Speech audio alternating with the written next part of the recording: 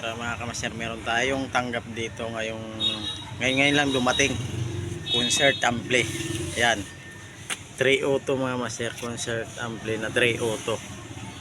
Ayan, ang kanyang sira. Ayan, kanyang sira mga master is ito, yung master volume na gagaralgal daw sabi ng may-ari. At papalinis na lang din daw yung sa loob. Ito sa loob, grabe mga master, parang walang nagmamayari. Kala mo galing sa Kalakal mga kamaster. Oh, kaya mga kamaster. Yan, oh. Pala mga kamaster, oh. Yan, grabe. Grabe, wala.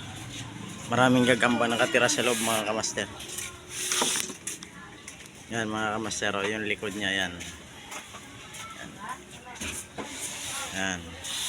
Grabe mga kamaster. At binaha na kami dito lahat mga kamaster. Ito hindi na ba dahil una daw sinib ng may-ari. Yan. Yung speaker nito mga kamaster mabasa na, pero ito lang daw ang sinib niya kasi mahirap daw bumili ng bago ulit, kaya importante sa kanya at may sentimental value daw itong mga kamaster. Yan. At tatry natin mga kamaster kung ano ba talaga sira, kasi sabi ng customer natin hindi gagaralgal lang daw mga kamaster, hindi raw gumagana daw, pero pag pinipihit mo nag-i-static mga kamaster. So titingnan natin kung talagang ganun na naging problema niya, pero lilinisin na rin muna itong mga kamaster para makita natin kung merong piyesang nabasa, kasi galing sa bagyo kasi kami dito, baha, naabot yung bahay namin mga kamaster. Kaya titingnan natin bago natin isaksak, lilinisin muna natin mga kamaster para iwas problema. Hi. Kamusta kayo? Ayos lang. Mga kamaster, ayusin natin to. Titingnan muna natin ha kung anong naging problema talaga nito. Tara, let's. Ang hindi pa pala nakapag-subscribe sa aking YouTube channel, Triple R Tits. Yan. Paki-follow na rin to, paki-subscriber ng aking channel. Hanggang dito muna guys, at susubukan muna natin linisin to bago natin isaksak. Bye bye. Ayan mga kamaster, okay na yung concert na ating ginawa. Ayan. Pinalitan din natin itong mga master ng master volume kasi nagagaragal yung kabilang channel nito. Dinamay na rin natin para masihan naman yung ating customer. Ayan, okay na yung mga master. All goods na yung mga master.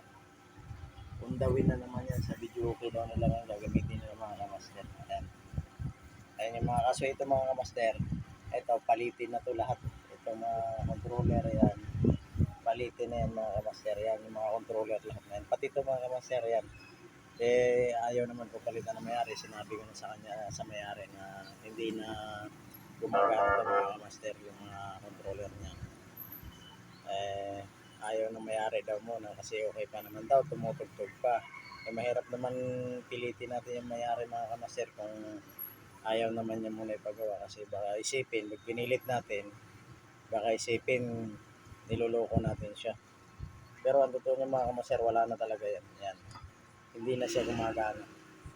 Kaya hindi na yan gumagana mga kamaster. Pinalitan natin ng mga controller. Ito lang master volume, dinamay ko lang ito mga kaser, pero hindi dapat kasali ito sa ating siningil. Pero nabuksan na natin at may problema pa rin. Gagaralgal yung kabilang channel, kaya dinamay na natin palitan. Ito, palitin na ito mga kamaster yan. Lahat yan. Pero goods na yung mga kamaster, tumutugtog na yan.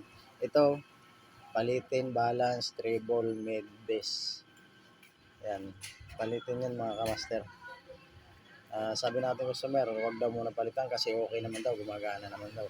Hindi na natin pinilit yung customer natin kasi baka mamaya isipin niloloko lang natin siya para gusto lang natin magkapera, sumakasingil ng maganda. Pero sa akin kasi mga master, hindi talaga okay kasi hindi mo siya makokontrol sabog yung kanyang tunog mga kamaster. Kaya hanggang dito na lang yung video natin. Huwag na natin pilitin yung ating customer. Okay naman, gumagana naman daw. Sige, hanggang doon lang tayo mga kamaster. Please subscriber ng ating YouTube channel at paki-follow and share na rin para update kayo sa video natin gagawin araw-araw mga kamaster. Bye bye.